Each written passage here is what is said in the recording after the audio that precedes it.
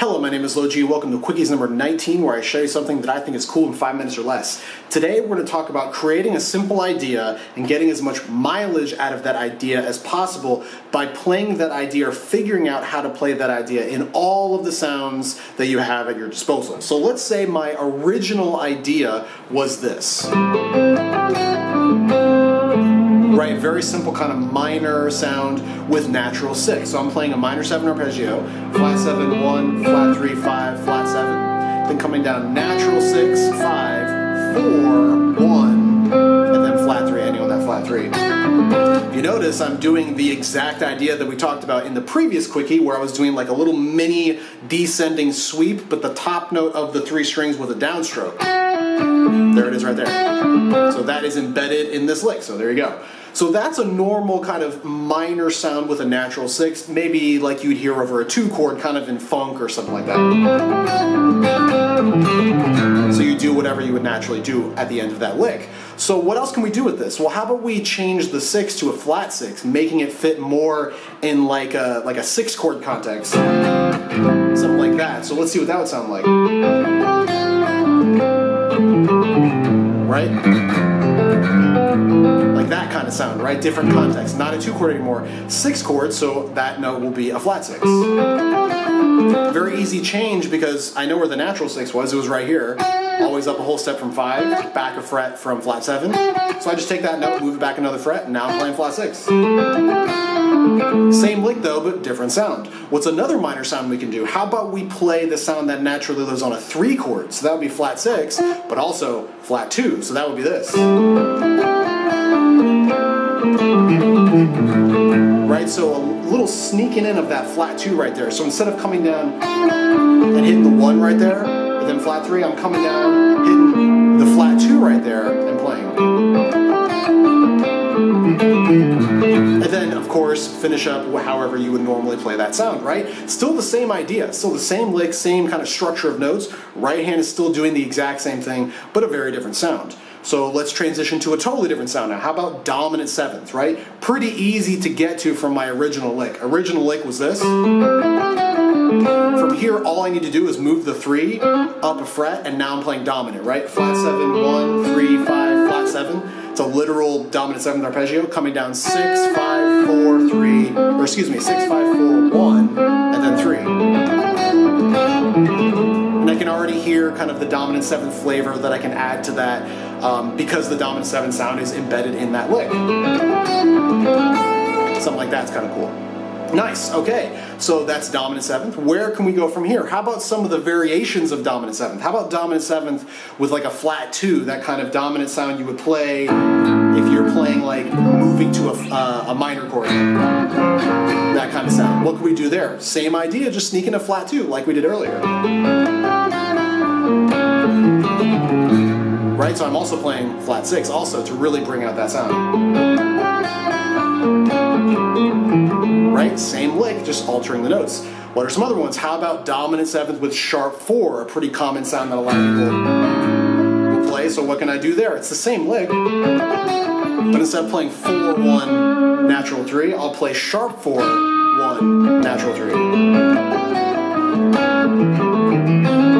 Right, already totally different sound just from changing that one note, but the lick is still pretty much the same thing. Let's move off of dominant. How about major 7, right? A more pretty sound. So normal lick, exactly the same as what we just did, except take the 7s and move them up to normal 7s. So, right, that's kind of your pretty major sound, like a 1 chord.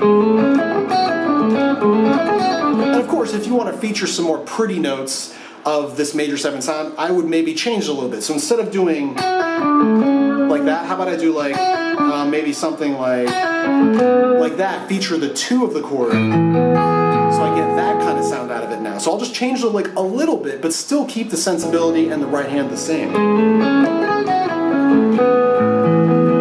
Right, shifting it slightly just to bring out some of the color notes of this sound, major 7. How about major 7, sharp 4, right? The sound that naturally lives over a 4 chord. What can we do there? Same idea as we did before. We were already playing a 4. There's the 4. Just move it up a fret to sharp 4.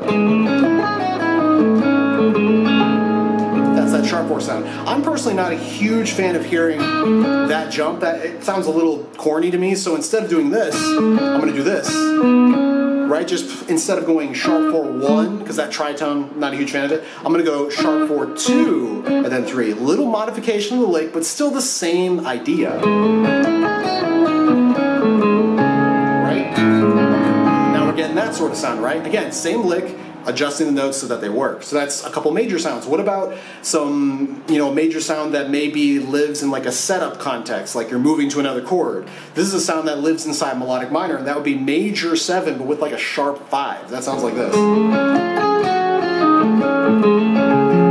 Right? So very simple. What did I do? Here's the normal lick. Just took the 5, moved it up a fret, because that's the sound I'm going for.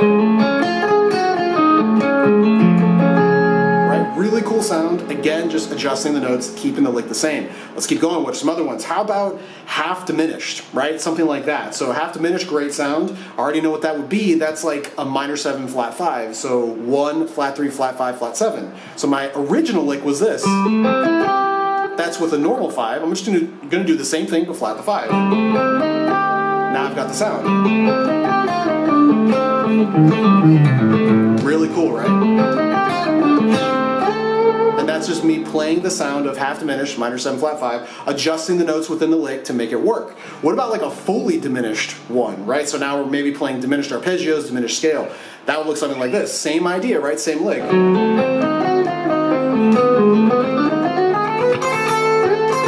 I'll do that one more time. You figure out how you want to get out of it. What's one more? How about like a suspended one, right? So we're gonna play a shape that doesn't have a 3. So I'm gonna play like flat 7, 1, maybe 4, 5, and 2. No 3 in this because that's the sound of suspended. So I can do, right, same idea. I'll be sneaking that 3 at the end for fun. But that's the suspended sound. Again, all based off of that original lick. Whatever it was about that lick, I liked how it felt, I liked how it sounded, it felt comfortable with my right hand, whatever it is, I recognize the value in it, and I shift it to match all of these other sounds. How about one more? How about melodic minor? I forgot about that one, and it's a good one. So it's the same idea, right? We have 1, flat 3, 5, but a natural 6, natural 7. So that's pretty similar to what we're already playing, because we've already got a natural 6 here. Just going to take both 7s, move them up a fret, almost like we're playing major, but we're still playing minor.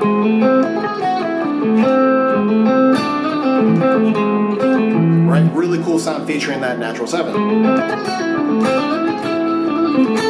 Right, so a lot of good stuff you can do with this. Obviously, you don't have to do it with this exact lick. Adjust whatever licks that you're creating to match the sounds that you like. You don't have to do as many sounds as I just did right there. Either you could just maybe do a handful, get them down, get them comfortable, and get a lot of mileage out of these ideas. Hopefully this stuff makes sense. See you in the next one.